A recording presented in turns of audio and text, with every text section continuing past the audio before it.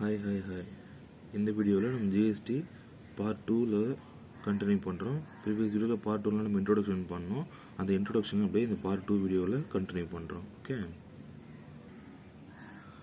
Okay ஜிஎஸ்டியில் பார்த்தீங்கன்னா நமக்கு ஜிஎஸ்டினா goods and services தான். இந்த கூட்ஸுக்கு ஒரு டெஃபினேஷன் இருக்குது. செக்ஷன் 252 வந்து பார்த்தீங்கன்னா சிஜிஎஸ்டி ஆக்டில் சொல்லியிருக்காங்க.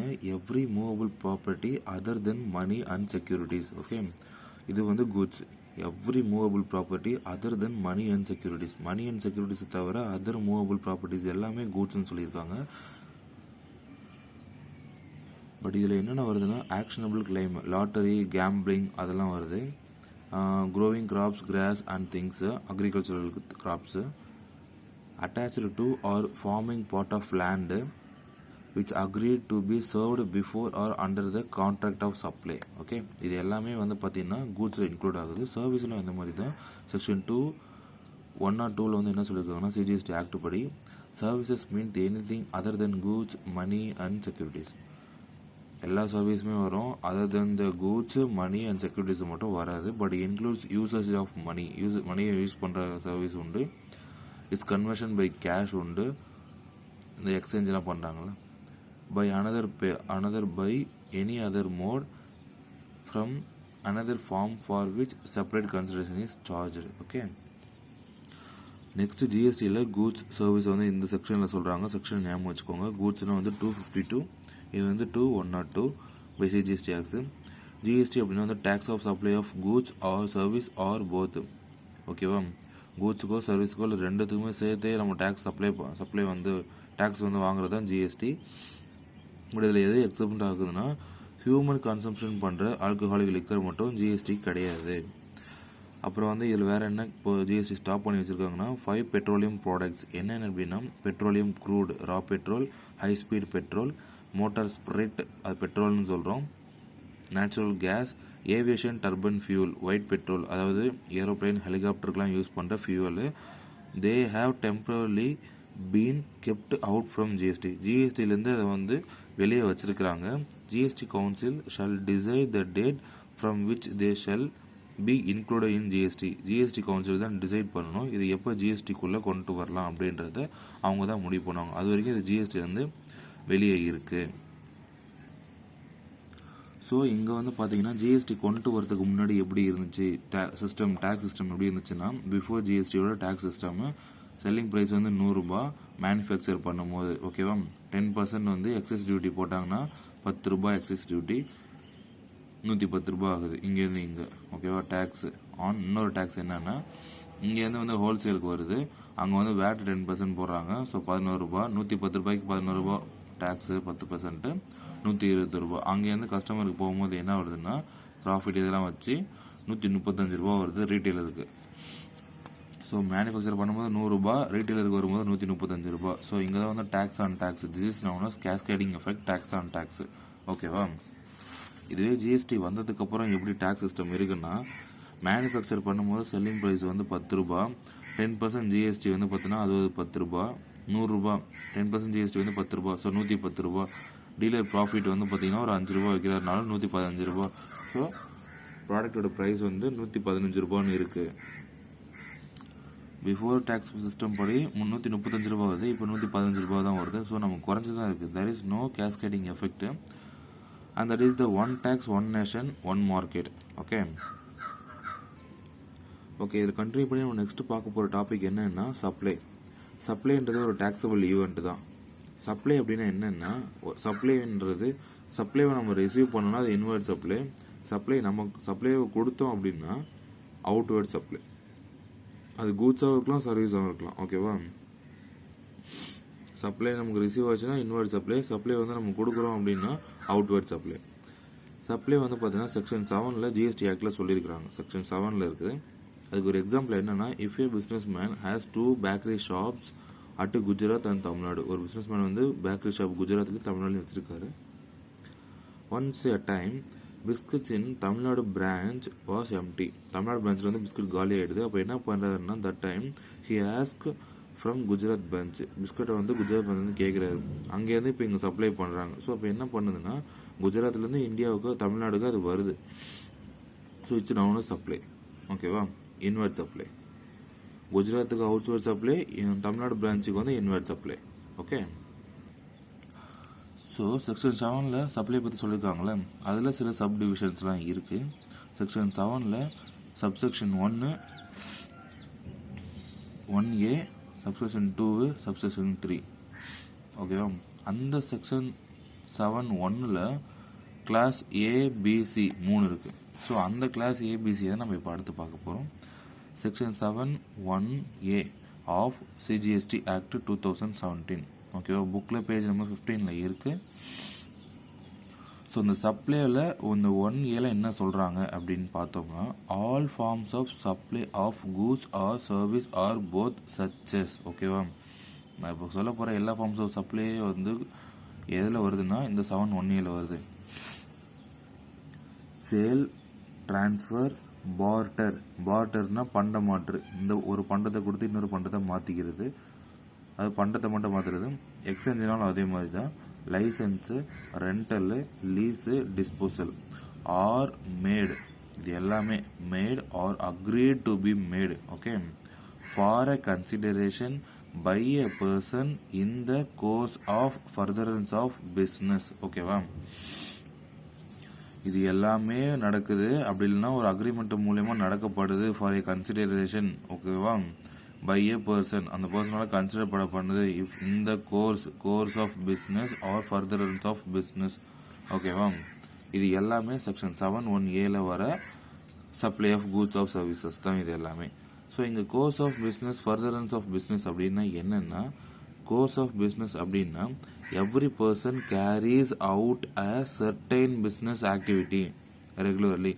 சர்டைன் ஆக்டிவிட்டியை ரெகுலர்லியாக ஒருத்தர் பண்ணுறாரு அப்படின்னா அது course of business for the running of trade or commerce. ஓகேவா? இது ஃபர்தரன்ஸ் ஆஃப் பிஸ்னஸ் அப்படின்னா every person use to think how to develop his business. ஓகேவா? பிஸ்னஸ் எப்படி டெவலப் பண்ணலான்னு தான் எல்லா பிஸ்னஸ் பர்சனும் யோசிப்பாங்க. Or carried out new activities. ஓகேவா? அந்த பிஸ்னஸ் டெவலப்மெண்ட்டுக்காக ஏதாவது நியூ ஆக்டிவிட்டீஸ் செய்கிறாங்க அப்படின்னா such activities called furtherance of business. ஓகேவா? ஃபியூச்சர் டெவலப்மெண்ட்டுக்காக வந்து எடுக்கப்படுற புது புது ஆக்டிவிட்டீஸ் எல்லாமே ஃபர்தரன்ஸ் ஆஃப் பிஸ்னஸ் அப்படின்னு சொல்கிறாங்க. ஸோ செகண்ட் ஒன் வந்து பார்த்தீங்கன்னா நமக்கு செக்ஷன் 7(1)ல் பி. ஏ பார்த்தாச்சு, அடுத்து பி பார்க்க போகிறோம். Section 7(1)B of CGST act 2017 page number 19ல் இருக்குது புக்கில். ஸோ இங்கே வந்து பார்த்தீங்கன்னா இம்போர்ட் ஆஃப் சர்வீசஸ் ஞாபகம் வச்சுக்கணும் நம்ம. ஓகேவா? இப்போ 7(1)ல் வந்து பார்த்தீங்கன்னா இது இந்த டேர்ம்ஸை ஃபுல்லாக ஞாபகம் வச்சுக்கணும். இந்த டேர்ம்ஸுக்கு எல்லாமே புக்கில் டெஃபினேஷன் கொடுத்துருக்காங்க. சேல்னா என்ன, டிரான்ஸ்ஃபர்னா என்ன, barter, exchange, licence, rental, lease, disposal, இது எல்லாத்த பற்றியும் நமக்கு வந்து சும்மா ஒரு 2 லைன் டெஃபினேஷன் வந்து புக்கில் கொடுத்துருக்காங்க. அதை நீங்கள் ரெஃபர் பண்ணிக்கோங்க. நெக்ஸ்ட் வந்து பார்த்தீங்கன்னா இப்போது செக்ஷன் பியில் என்ன சொல்கிறாங்க, இம்போர்ட் ஆஃப் சர்வீஸ் மட்டும்தான் இம்போர்ட் பண்ணுறோம், கூட்ஸ் இதில் சொல்லவே இல்லை. ஓகே. ஃபார் அ கன்சிடரேஷனில் import of service whether or not in the course or furtherance of business. ஓகேவா? பிஸ்னஸோட கோர்ஸ்லேயே ஃபர்தரன்ஸ்லேயே வந்து இருக்கணுன்றது அவசியம் கிடையாது, இருக்கலாம் இல்லாமையும் போகலாம் அப்படின்னா. ஆனால் import of services for a consideration. ஓகேவா? இப்போ புரியுற மாதிரி உங்களுக்கு எக்ஸ்பிளைன் பண்ணியிருக்கேன் பாருங்கள். It is only applicable for services, not for goods. ஓகேவா? கூட்ஸுக்கு கிடையாது, சர்வீசஸ் மட்டும்தான். Okay. It should be import of service under section. சர்வீஸ்னு வந்து செக்ஷன் 2(11) ஆஃப் ஐஜிஎஸ்டியில் சொல்லியிருக்காங்க. ஐஜிஎஸ்டி. ஓகேவா? இப்போ இம்போர்ட் பண்ணுறதுனால சப்ளையர் வந்து பார்த்தீங்கன்னா அவுட் சைடு இந்தியாவில் லொக்கேட் ஆகிருக்கணும். இங்கேருந்து இம்போர்ட் பண்ணுறதுனால ரிசீவர்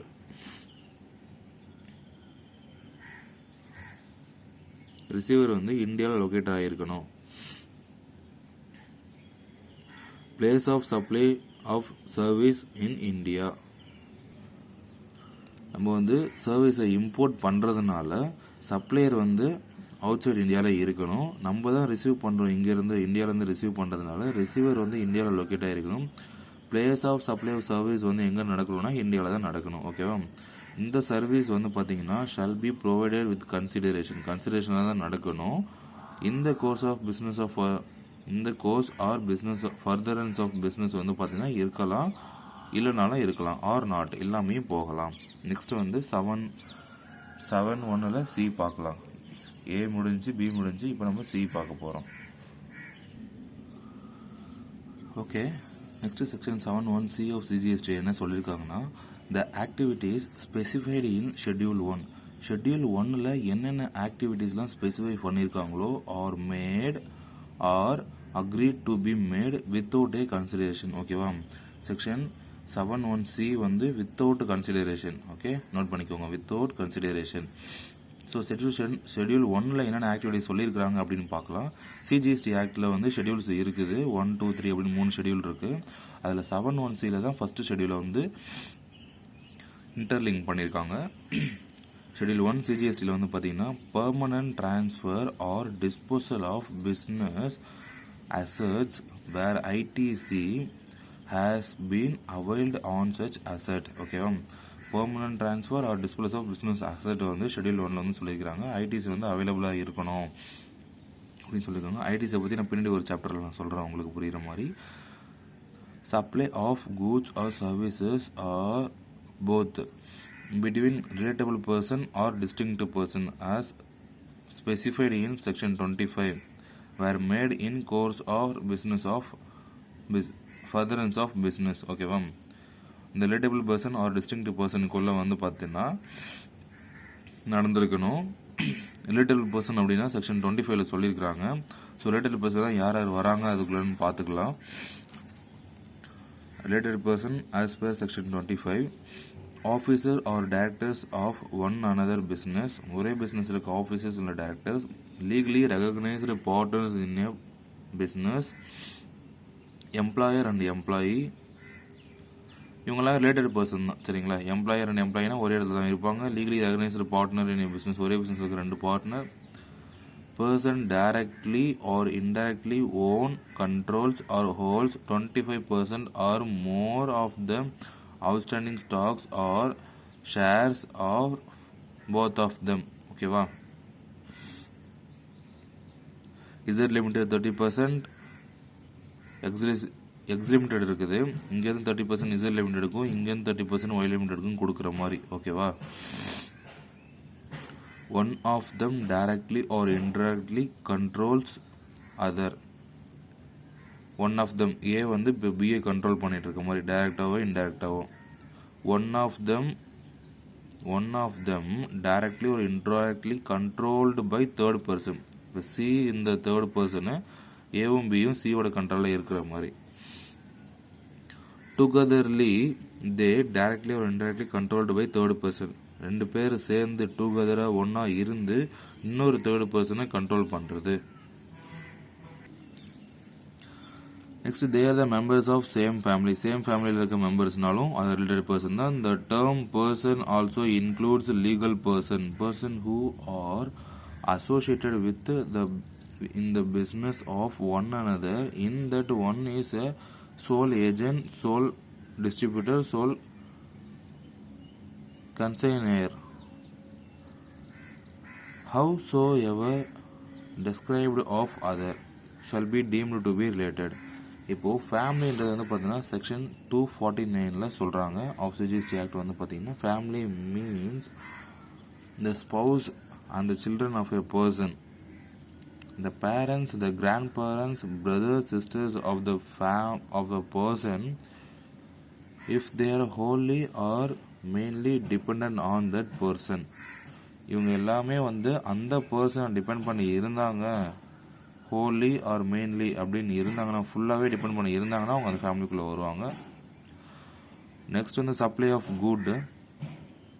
ஃபர்ஸ்ட் வந்து பார்த்தீங்கன்னா, by a principal to his agent. ஒரு பிரின்சிபல் வந்து அவங்க டு ஹிஸ் ஏஜென்ட் அப்படின்னா, ஏஜென்ட் வந்து எடுக்கிறார், undertake. By a agent to his principal அப்படின்னா ஏஜென்ட் வந்து ரிசீவ் பண்ணுறாரு. Import of service by a taxable person from a related person or any of his other establishment outside India in the course or furtherance of business. இங்கே taxable person அப்படின்னா section 2(107)ல் சொல்லியிருக்கிறாங்க. A person who is registered or liable to be registered under section 22 or 24. So service வந்து import பண்ணுறதுல consideration with consideration அப்படின்னா section 7(1)ல் B நம்ம முன்னாடி பார்த்தோம்.